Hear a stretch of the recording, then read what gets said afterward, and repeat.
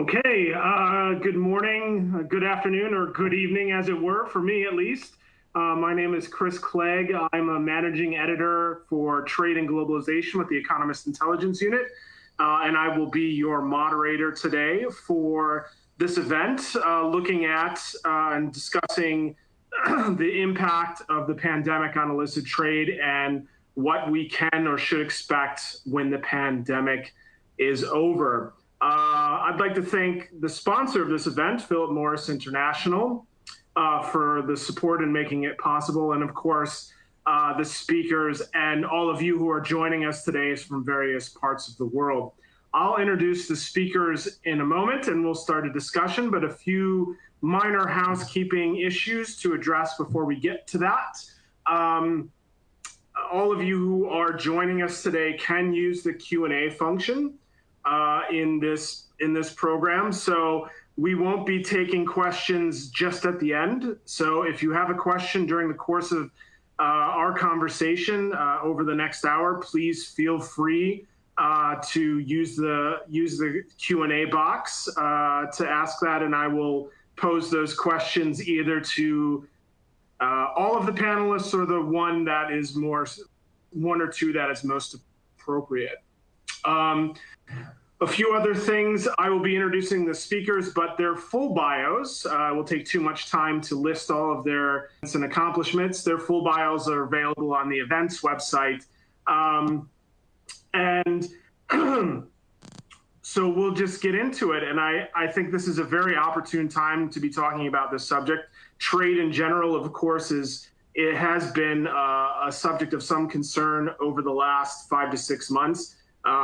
Illicit trade, legal trade, has actually not fallen off the cliff that a lot of people expected to have. But illicit trade has increased to the extent that we can know that illicit trade has increased. Data is sparse and for obvious reasons. The EIU has recently just published a report on the illicit trade in the pandemic, called Lasting Effects, which you can find on the EIU website, where we identified a few areas of concern, all of which we're going to cover today with the panelists. I'll just go through those very briefly before I introduce the four panelists. One of those is the long-term shift in supply and demand that has resulted from the pandemic.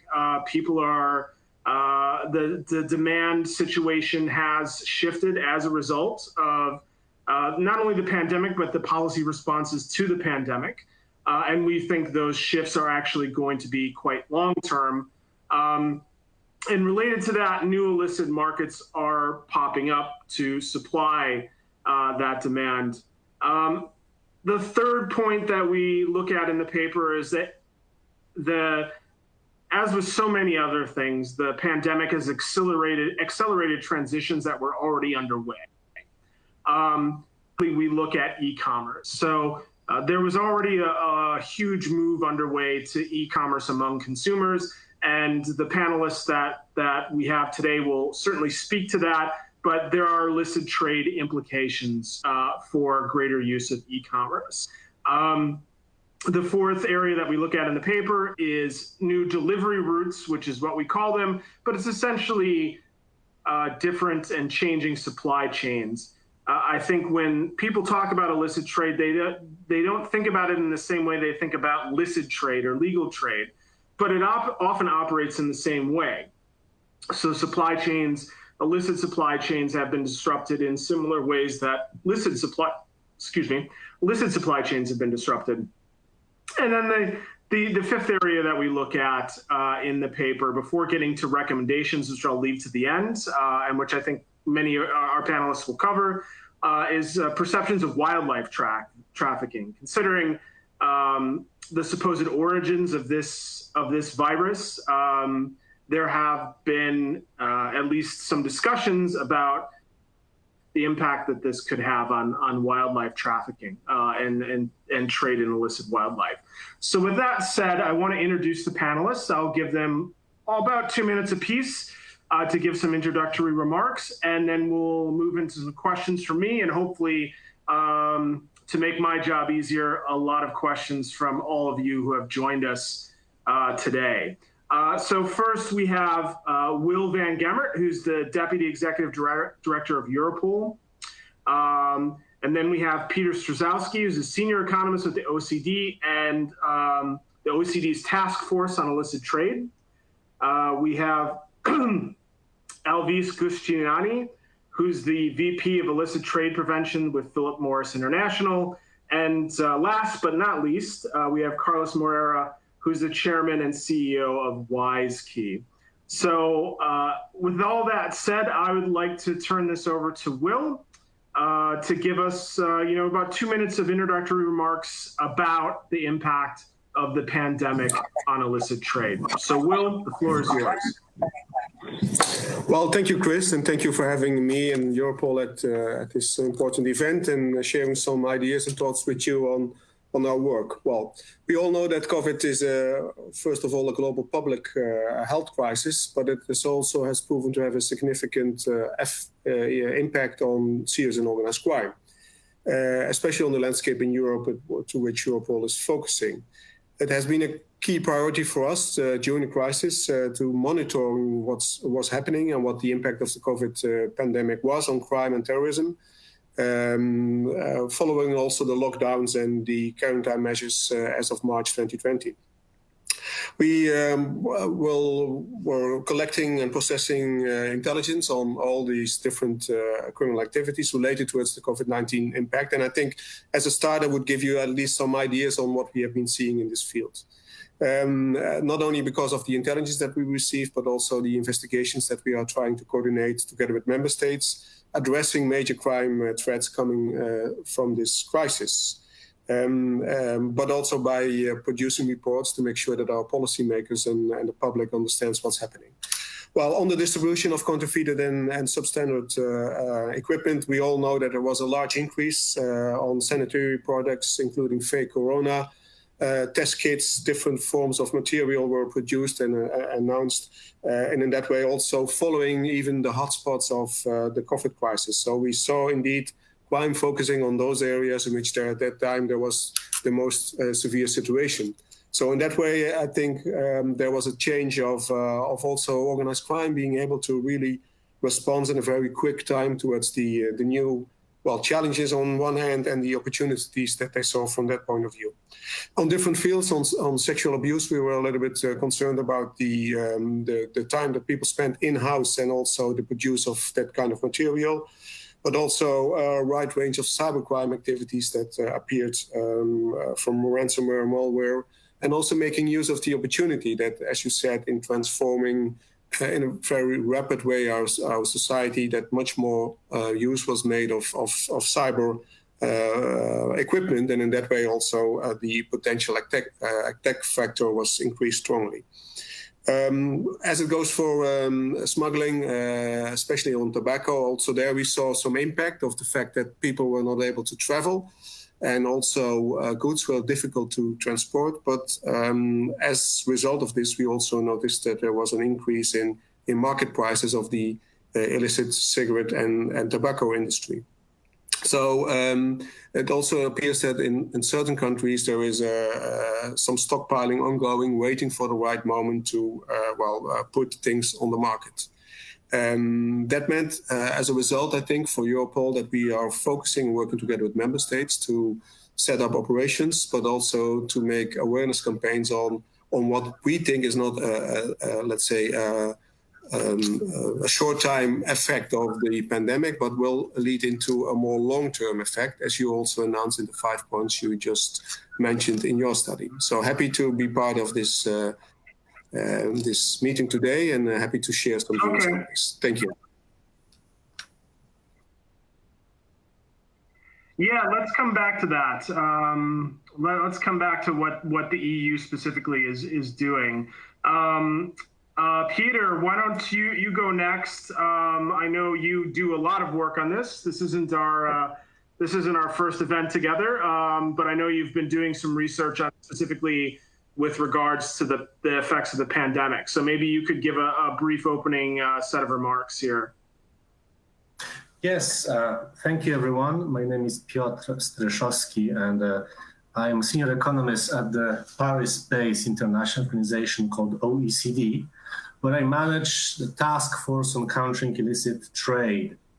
The task force that I manage basically charts illicit trade, monitors illicit trade, and scopes governance gaps that are behind illicit trade. We ask ourselves about the scale, magnitude of illicit trade, and about, well, the governance factors that might enable it. Why is the soil for illicit trade in some instances so fertile?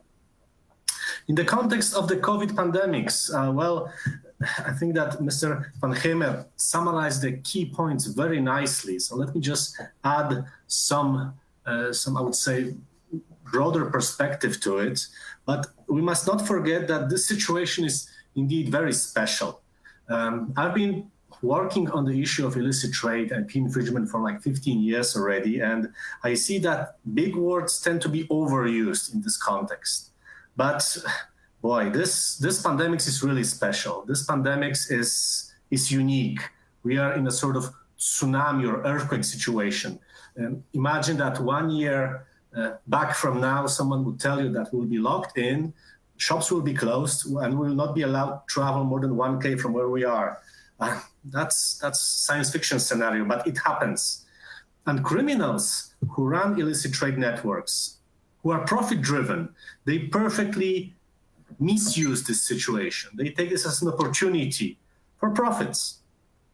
So what we monitor at the task force on countering illicit trade, basically we try to take pictures, photographs of what's going on.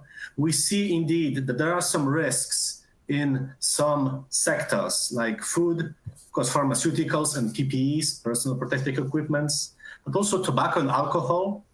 We also see that due to some factors, such as this disturbed supply chains, lockdown, closed borders, we also see booming e-commerce, as you, Chris, mentioned, that poses additional challenges on enforcement, right? So what used to be forecast for 2023 happened this year in terms of e-commerce. And that, of course, has implications on enforcement. That has implications on illicit markets. What we also see, and this is, again, not a surprise, but we see it, is that there are new markets popping up for illicit trade, and that consumers enter these markets in cases when their demand is not met. And again, it might be difficult to unscramble the eggs. So it's likely that these markets will stay there even once the situation gets back to normal, which hopefully will be soon. And I'll stop here. There are many other issues. I hope to talk about them in today's meeting. Thank you for having me today. Yeah, I definitely want to get back, because that gets back to this idea of a new normal, or how things have shifted semi or actually permanently in the long term. Alvise, I'll turn to you for a few remarks before we get into the questions. Thank you, Chris. And hello, everybody. My name is Alvise Giustiniani. I'm the head of anti-illicit trade in Telemorse International. Coming to the pandemic, my thoughts go to the people, friends, and families who have been affected badly in these months of the pandemic. Things which we have noticed, being my job day in and day out, every day to fight illicit trade, specifically in the tobacco, but clearly then with a vision of also the bigger picture, since all forms of illicit are interconnected. There are many things that come to mind, but to limit it to a few points, I'll limit it to three, 4 points. The first one is e-commerce, as both Will and Piotr have mentioned.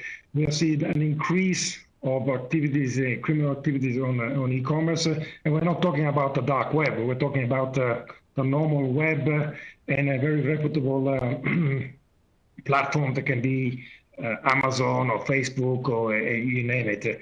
And I do think that the pandemic has done for the digital world much more than the combination of all the CIOs of the different companies in the last years. The boost to the digitalization has been, and this is there to stay.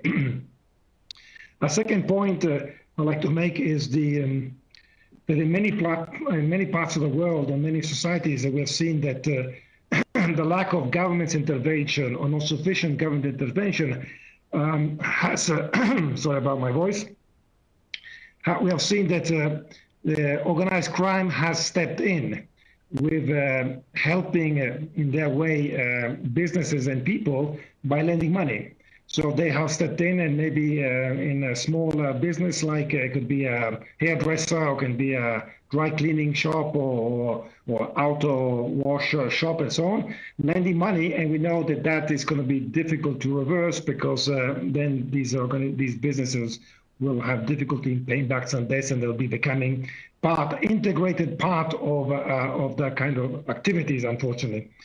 And last point I would make is something which has already been said, but I'd like to emphasize that how organized crime and these criminal activities have taken advantage of a health crisis, disregarding the people's lives, and really profiting about the stress situations. And it's not something new. We have already seen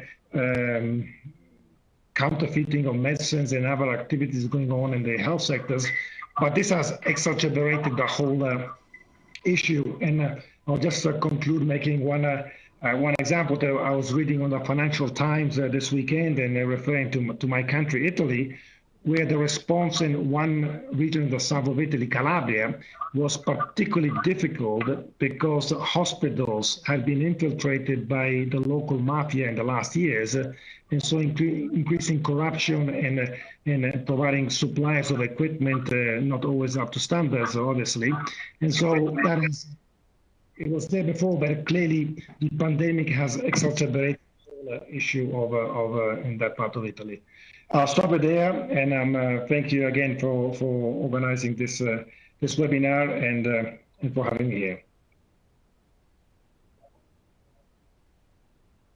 Yeah, so before I give Carlos a chance to speak, I just want to start with the first poll question. So when Carlos is done, we have the results in.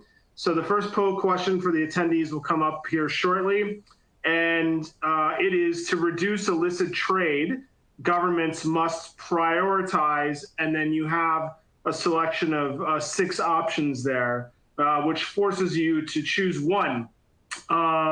And I think, in my experience with a lot of these discussions and research and papers that are produced on this, there's a lot of talk about doing all of these things at once, but not about which ones are the most important to do first. So I'll be very interested to see what the results here are. So while we're waiting for those to come in, Carlos, why don't you chime in here and give us your opening remarks on the topic? Thank you very much, Chris, and thank you for having me here with such a prestigious panel.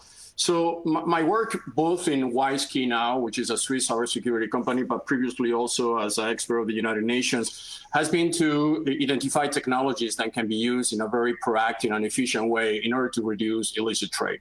So what we are observing in the last 12 months is that this digital transformation is happening big time. Actually, the COVID is accelerating the digital transformation, but it's also being used by mafias of the world and perpetrators of illicit trade transactions as a way of making their work more efficient. So basically, technology, it's progressing.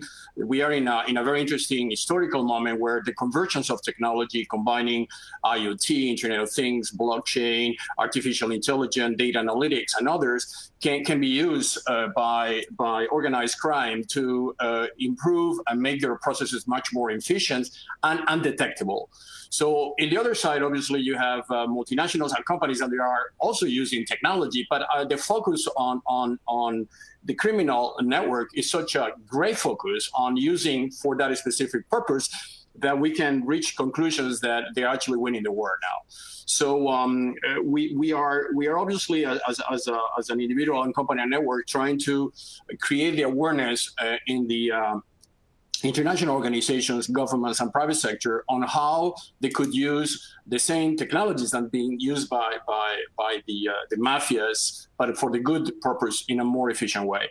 And we will discuss that later in detail. I don't want to take more time. I know that is 2 minutes is the time, but we can cover that more into detail, especially identify where those problems are arising, and there are very clear evidence that the acceleration of e-commerce is one of them, but also the fact that the COVID is also bringing the health system into the digital world. The health system is still an analog industry, which is transforming into a digital industry, and in that transformation, the possibilities of manipulation and illegal use are enormous. So I will develop that further. Thank you. Okay, well, we'll certainly come back to that over the course of the conversation. We do have the results in from the first poll question, and the most popular result with 32% of attendees was collaborating more closely with the private sector, NGOs, and international organizations.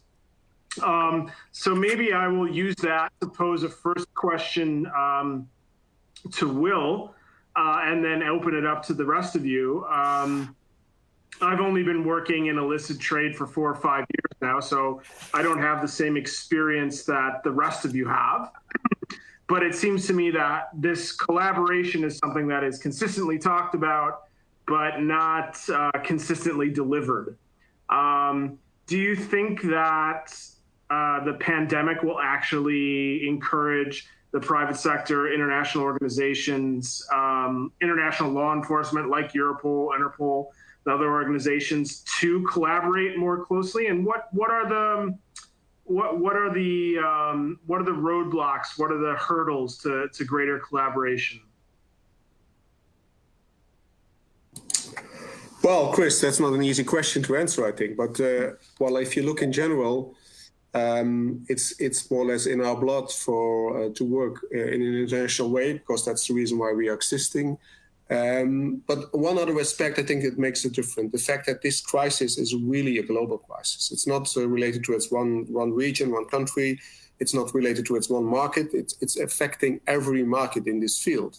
So indeed, as we see, as you mentioned, the accelerator on the way that cyber is being used by companies, by persons, I really also think that the need for understanding that we will have to work more closely internationally together, and not only within law enforcement, but indeed together with the private sector, not only in investigations, but also in awareness campaigns. I think I see it from my daily perspective increasing every day. I think one of the outcomes of this, that even if you look at Europol as an organization, we had, because of the legal constraints, some difficulties to receive or to give direct data to its private companies, that the Commission is now working on changing the, let's say, the regulation for Europol to be in a better position to work in this field.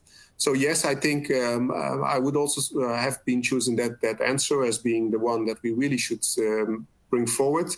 We had operations already, like recently an operation in which we worked with not only law enforcement, but also the private companies in counterfeiting illicit goods. Some 27 million face masks were recovered because of this cooperation. So indeed, I think it will also have an acceleration in this field, next towards other fields in which it will change our normal way of working forever.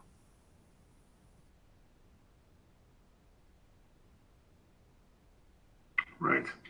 Okay, so the private sector side of that equation, Will's obviously from law enforcement, international organization. Alvise, how does the private sector view this issue of cooperation? Because it doesn't seem to have materialized maybe to the extent that it needs to yet. How can the pandemic help to accelerate, as it has with so many other trends? How can it help to accelerate cooperation at this level? Yeah, as Will said, I think it is a good question and not an easy one to answer, but I fully agree with the respondent that says that is the most important thing to do, public-private partnership. Now, the illicit is a very complex issue, and it doesn't know borders and so on. And you need a comprehensive response to it. Not one single actor can do it. Each one for its own part needs to contribute. Governments setting the priorities, putting the right laws in place.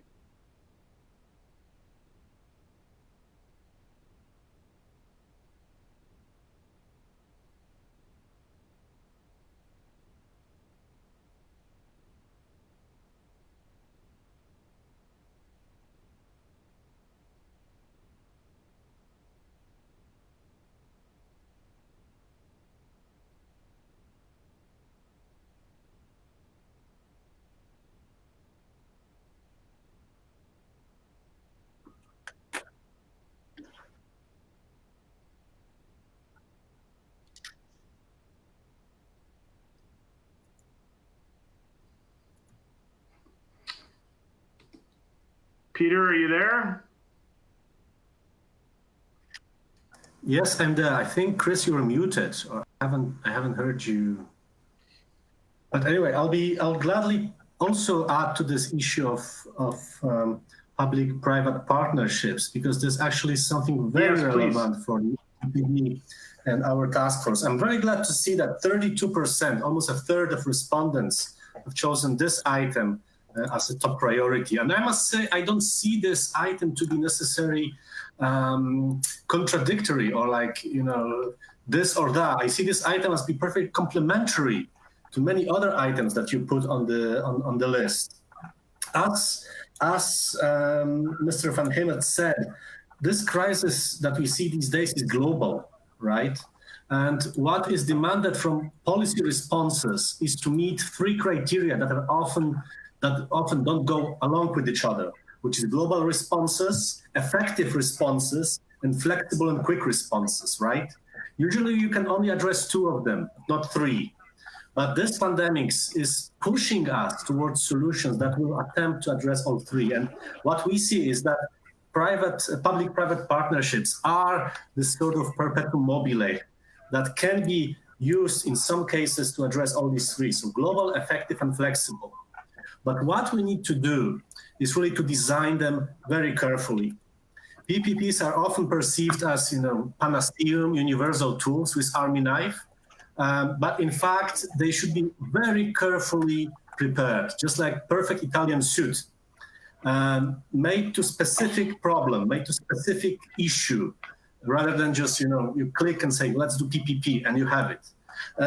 As an example, well, at the OECD over the past months, we've been monitoring the problems related to illicit trade and the pandemics with a very strong and active participation of other international organizations like Europol and of the private sector. And we see this as a way of mobilizing collaboration between international organizations and private sector to deliver something that is global, that is quick and flexible, and that is effective. We are also currently working on other specific narrow problems like transparent and free trade zones, for example, where we also see such potential. But again, this is not something that you can just take off the hook. This is something that you need to design very carefully. And that's a big task. That's difficult, right? So in sum, PPPs are very good, are efficient, but they are difficult. Okay. Well, Alvise cut out there for a moment, so I'll use your analogy of a perfect Italian suit to throw it back to our Italian panelists and let him finish up his remarks before I ask Carlos a technology question.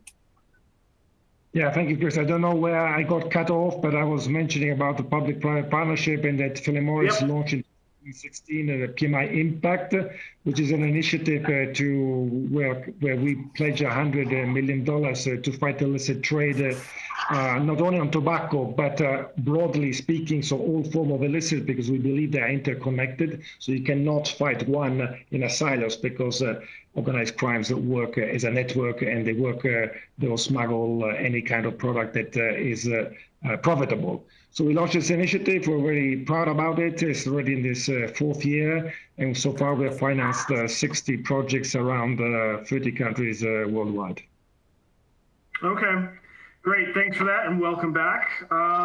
So, Carlos, the second most popular answer in our initial audience poll was that there needs to be, to reduce illicit trade, there needs to prioritize investment in tech solutions to improve monitoring and enforcement. So I guess I would turn that into two questions, really. Are governments investing enough in this aspect of combating illicit trade technology? And if not, why not?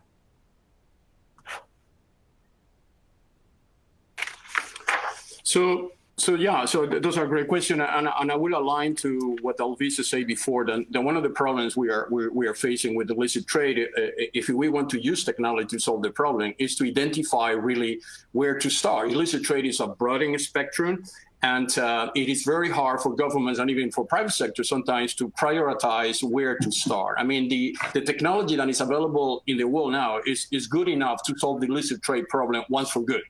But that will require very important decisions, like, for instance, put a responsibility on companies that they are producing products to make their products difficult to counterfeit, make traceability system of origin of those products when you are trading them on e-commerce platforms. So those are low-hanging fruits that will be very easy to obtain if the e-commerce platform, for instance, will put some kind of check and balances in what kind of product should be sold in those platforms if they have the right technology. We are connecting 1 trillion objects to the internet. So that means that in the year 2030, 1 trillion objects will be connected to the internet. Those objects will have digital identity, dual-factor authentication. They will be validated in the cloud to make sure that only the products that they are genuine can be distributed in the supply chain and e-commerce platform.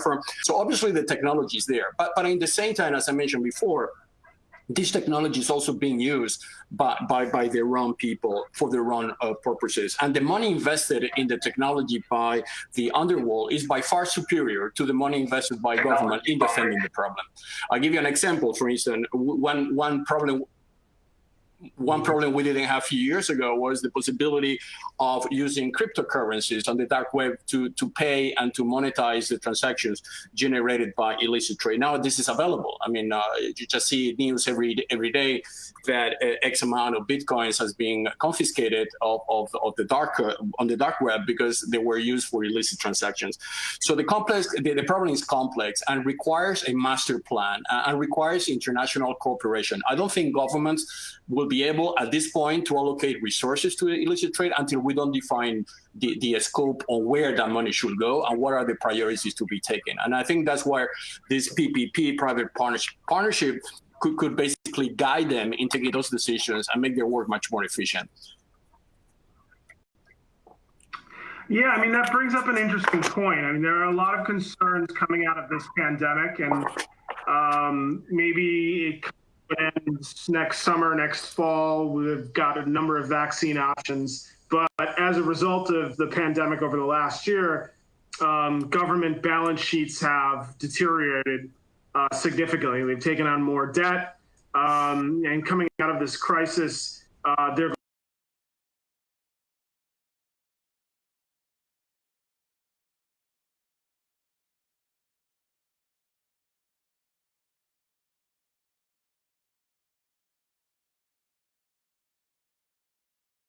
think that the investment in these tech solutions is actually going to suffer in the next couple of years because of these government spending issues?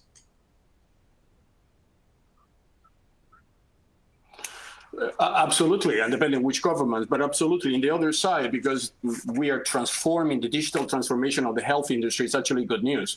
Because for first time, the health industry is now considering to, in the case of COVID vaccine and the COVID kits, to put digital identities on the kits and make sure that the kits have a traceability capability. So only the genuine kits, the ones that they are being manufactured by trustworthy parties, can get into the distribution and supply chain. So there's a lot of money is going to be on COVID, and we are entering into this COVID economy, where I think that money could be used not only to make a very efficient distribution of the vaccine process, but at the same time, increase the level of security on the distribution and authentication of objects. It's all about authentication of the object itself. Once you make the object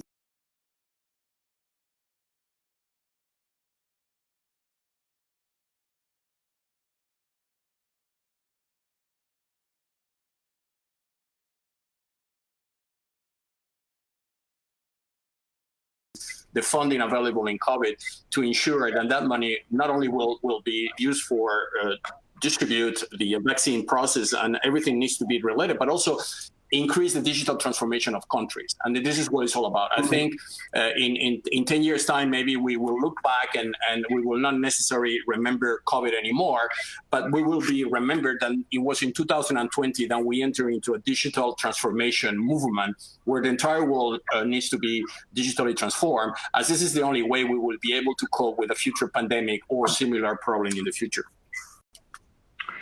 Well, I think we're all you're right about that. Let me expand on that comment and pose this question to Will. To what extent can other forms of illicit trade enforcement piggyback on what Carlos is saying about maintaining supply chain integrity for the vaccine, right? So it's very clear that countries have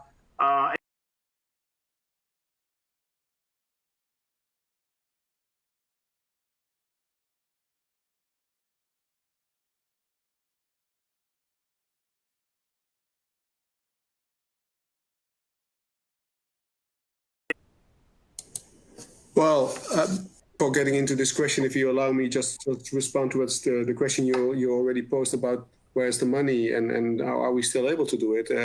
Just to give you an example, I hope you realize that well, in the European Union for the next 7 years, we would have a budget of 1,000 billion euros, and we were disputing 90 or 100 billions more.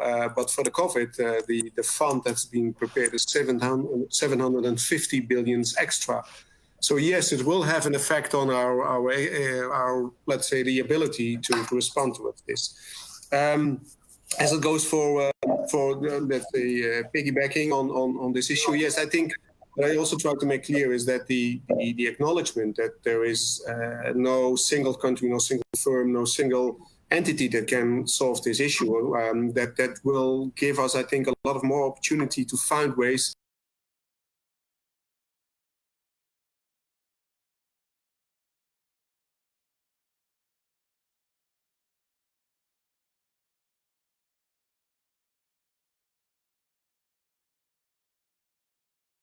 we have the same common view, but we really have to work with each other in this field. And to give you one example from another field, and I would be interesting to discuss with the industry to find forms in doing this. We had the same issue some years ago with ransomware, in which, let's say, the public was targeted by organized crime, by ransomware. With two law enforcement agencies, private companies, we set up No More Ransomware, a dedication in which companies were helping the public by getting their ransom equipment being decrypted by offering for free. By doing so, we had downloads in 180 countries. We had for hundreds of billion disrupting the criminal system by just working with each other. We started with 4 partners. We have now 140 partners. So I think really, despite all the bad things that happens with COVID, I think we can find new ways of cooperating with each other in preventing, but also attacking organized crime, making sure that we understand that this is really needed. So yes, I'm positive about the development if we can find this way of cooperating and still have it also for the coming years. Okay, thanks for that. I'm going to push out the next poll question, and we do have a couple of good questions from the audience that I want to get to. So I'll ask those in a moment.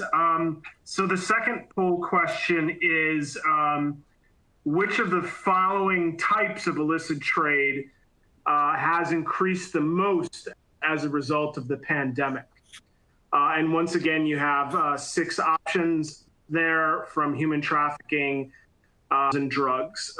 So while we're waiting for those results to come in, I'll take one of the questions from the audience, and I'll pose this starting with Piotr, but maybe we'll go to Alvise as well and open this up.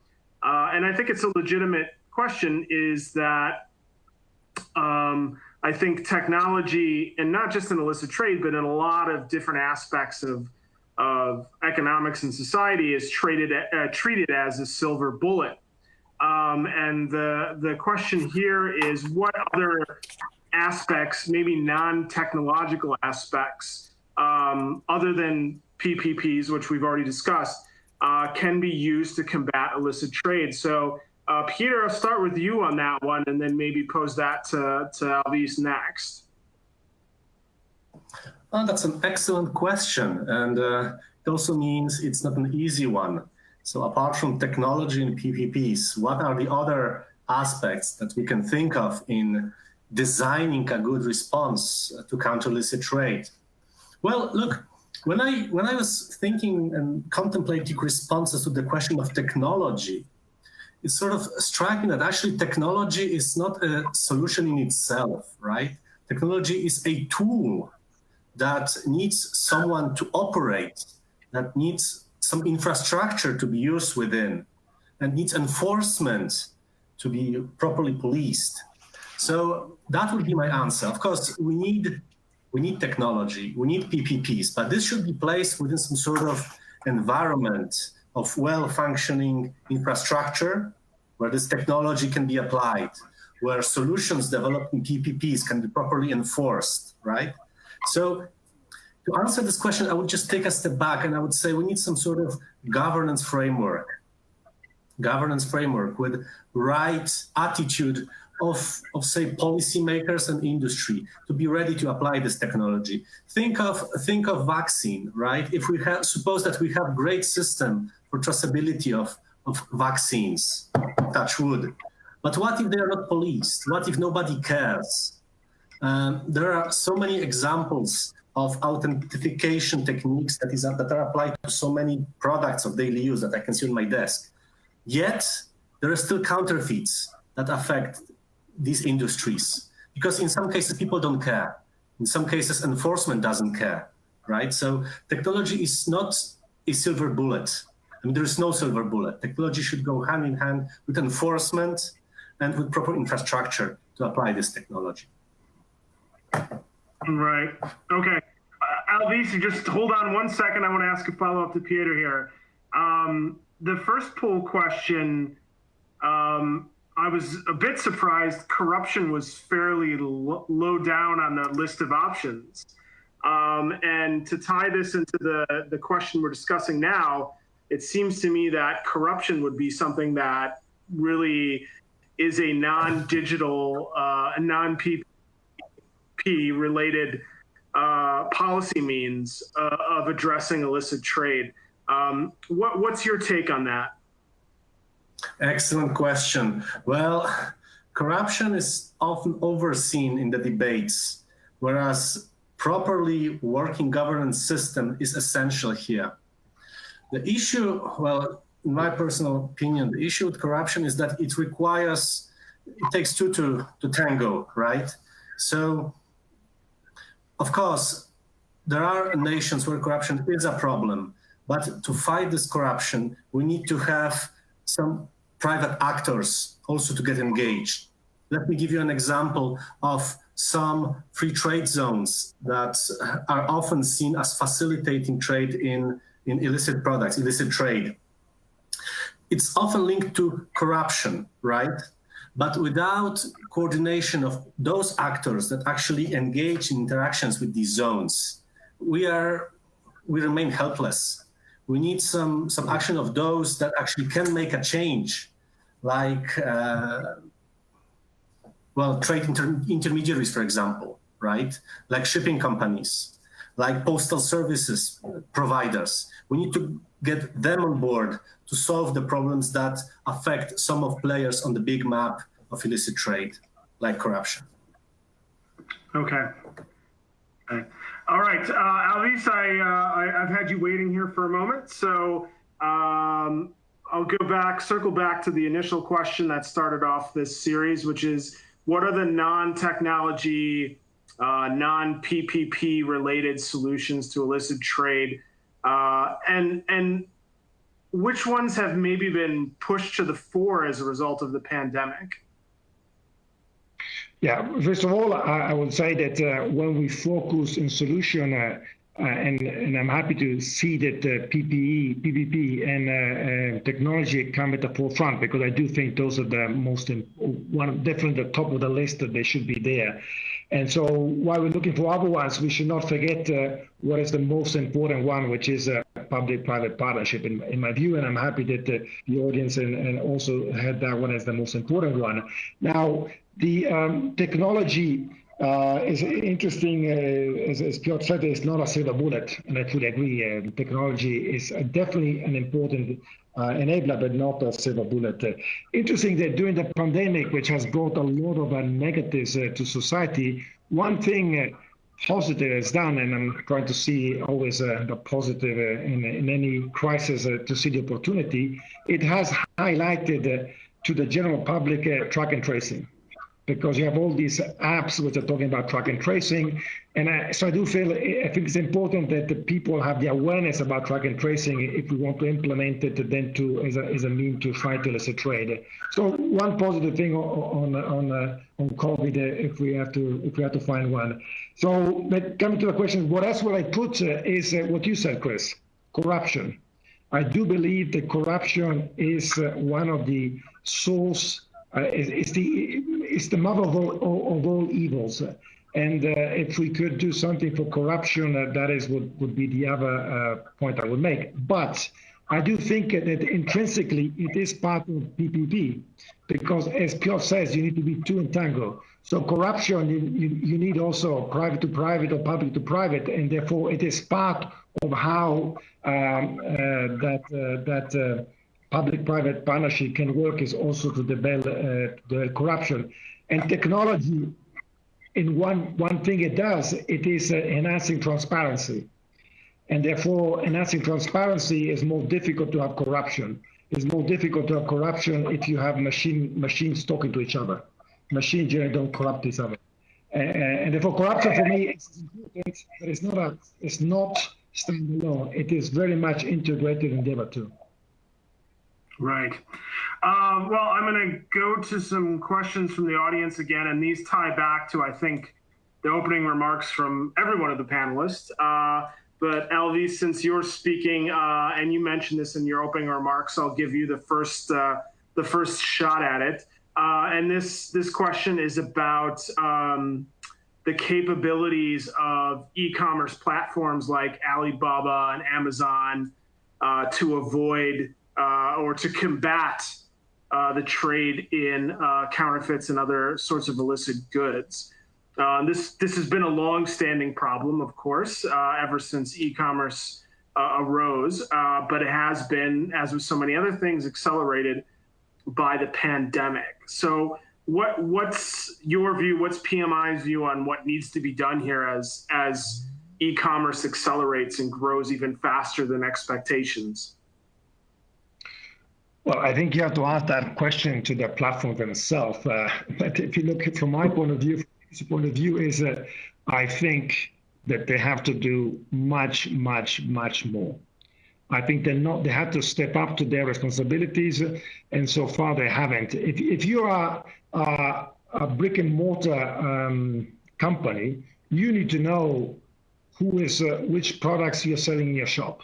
You need to know the origins. You are liable. You're responsible to vis-a-vis the client coming in to buy those products in your shop. Why is it e-commerce not the same? Why do they have a free? I think that they need to step up, and they cannot just shy away saying, well, I just provide the platform and it's not my responsibility who goes in and use my platform. So I think they need, and society is moving in that direction. They are being held more and more responsible, and I know the EU is also preparing a digital act on this one. So, but I do think that they need to step up to the plate much more than they have done so far. So far, they've been having a bit of that's a good transition, Alvise, to bring us back to Will for the same question. Will, so what is the EU, what is Europol doing on this issue? Well, I would agree also that if you look at another field in which we cooperate, financial institutions and money laundering, there we have a close cooperation with banks, but we also, the society, oblige the banks to know their customers, and they have to report suspicious transaction. And some banks have more than 5,000 employees working on compliance measures. I think as it goes for the platforms and in other fields, especially on terrorist content, let's say the use of internet to publish harmful publications. I think there also you see that there's now a step up also for the European Union to make the companies either on a voluntary basis or on a directive way more responsible for taking this up. I think there is still a lot of room for improvement to work with each other, to also as a society make some compliance mandatory for that field. And Europol is engaging on a voluntary basis, and I have to say we work closely with each other, especially on the field of terrorism. But I foresee that if this develops further, that also on illicit trade, there we have to make more responsibility for all actors involved, not only law enforcement, not only the companies who are producing, but especially also those who are in between. On corruption, if I may, just to make it clear, I think what we are warning for is that we've seen back in the crisis in 2008, the financial crisis, but also before, that this is the moment in which organized crime will step up, because there is a lot of opportunity for businessmen that are in trouble, that don't see the light anymore, that are very vulnerable, to go there, to give them support, and not to use them directly, but in the future, compromise them and being able to perform organized crime issues, to do the money laundering, or even to compromise, let's say, companies in this field. So that's another point that we're really concerned about. That's happening as we speak because of the opportunities that law enforcement, that organized crime is looking for and seeks and also uses. So this would be also, indeed, corruption would be one of the big issues, I think, to tackle. Thank you. Okay. Yeah, thank you for that. You brought up money laundering, and I want to get to that. But I want to give Carlos a chance to weigh in on this question, because he does work for a technology company, of course, and Amazon and Alibaba and the other e-commerce giants are at their core technology companies. Carlos, what's your solution for this as e-commerce accelerates and as the amount of counterfeit goods grows on these platforms? What can they do? Are they just not doing enough? Do they not have the right solutions?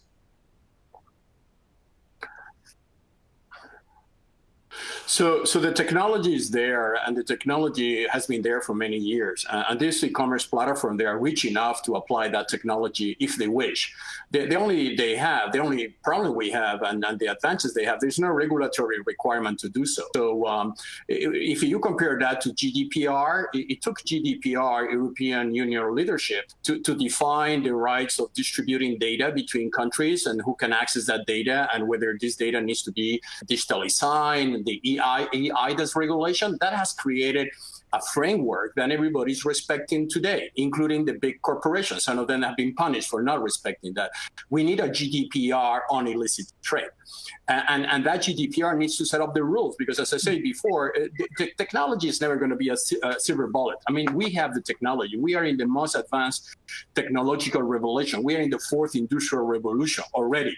So technology is there. The only problem, e-commerce platform, as it is in social media platform, their bottom line is to get revenue and products circulating. And in the same way, social media platforms, they say, we don't care about the content. My platform is distributed. That was before GDPR. Illicit e-commerce platform in our days are saying the same thing. I mean, we are agnostic to the product we are selling because we don't have the responsibility. We are only the channel of distribution. But if you have a GDPR type of regulatory framework that could be imposed and against penalty for those platforms, you will see a drastic reduction on illicit trade. Technology is there. As I said before, serialization. Alvise talked about track and tracing. Tobacco industry has been using that for generations, and it works. And PMI is applying that because they are conscious of the dangers of not applying that technology. E-commerce platform should do the same thing. So it is great what Will said that the European Union is putting so many resources in this post-COVID environment. That would be a unique opportunity, historical opportunity to develop a GDPR for illicit trade, on where we can make it as an illicit trade declaration that everybody will need to adopt if they want to continue doing business with consumers. Because at the end of the day, the technology is going towards protection of the consumer. I mean, the end game of reducing illicit trade is to increase the consumer experience, right? Consumers will buy good products that they are authenticated, products that they do not harm their health, products that they are not dangerous, toys that they are not going to damage their kids. So it's a moral responsibility of these very big conglomerates now that they are multi-trillion-dollar companies to apply the technology. And it's no excuse anymore not to do so. The only excuse is they are not forced to do so because we don't have the regulatory environment in place. Right, and that let me ask one question, and I'm not sure any one of you is going to want to answer this, but we're talking about responsibility, corporate responsibility. Money laundering has been brought up. Money laundering was in the last poll question was number 2 among the types of illicit trade that have increased during the pandemic. Now, my contention when it comes to money laundering is that as long as you hold corporations responsible, nothing's going to be done. If there is no enforcement and no prosecution of individuals responsible for money laundering, responsible for illicit trade, whether it's on an e-commerce platform or with some other corporate, that nothing's going to change, that a lot of these corporations have factored those fines into the cost of doing business. And we see this with a lot of the major global banks. So why, and I'll open this up to any of you who want to answer, why are there not or have there not been individual prosecutions? And do you think that's actually going to have a benefit?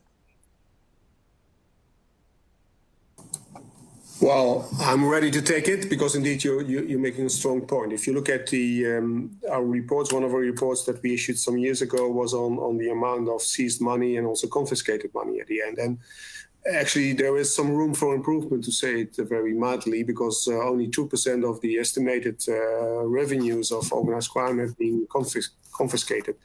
That's indeed exactly, I think, why we also, as Europol, just even during the COVID crisis, opened a new center. We call it, we have the central approach, but we now have the economic and financial crime center at Europol, in which we want to work more closely on supporting member states in doing this kind of investigations, having the financial impact and then financial look into the investigation from the start, because that's, I think, one of the issues for law enforcement. If you look to ourselves, at the end, we are focused on the suspect and not so much on the money. And if you start with this and at the end you try still to do some seizures and confiscations, then you're too late. You have to start where the money goes.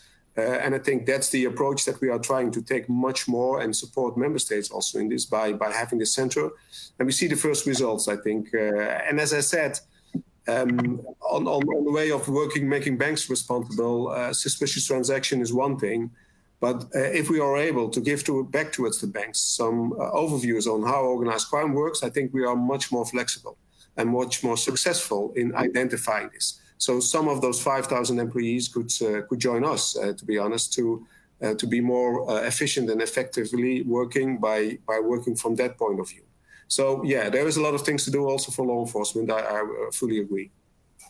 Okay. Does anybody else want to weigh in on this topic of prosecutions for individuals rather than corporates? I see Peter raising his hands. Peter, please.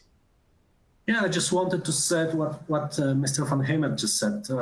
Fully agree. And at the OECD, at our task force, we've been saying that the issues of insufficient penalties is one of the, I would say, drivers for illicit trade, especially in those areas that are perceived as, I would say, low risk, high reward, such as counterfeits or tobacco, illicit tobacco. So it's been many years we are just highlighting this point that lack of penalty frameworks that are enforceable is one of those aspects that I would say caused the shift in illicit trade towards those low risk, high profits areas. Because, well, risk, just as profit, is a part of the equations that criminals take into account. So, well, to me, it's a well-taken point, maybe not as controversial, rather than, well, I would say needed. It's a low-hanging fruit. Well, what's the low-hanging fruit? Prosecuting individuals for money laundering within financial institutions? Strengthening penalty schemes. Right?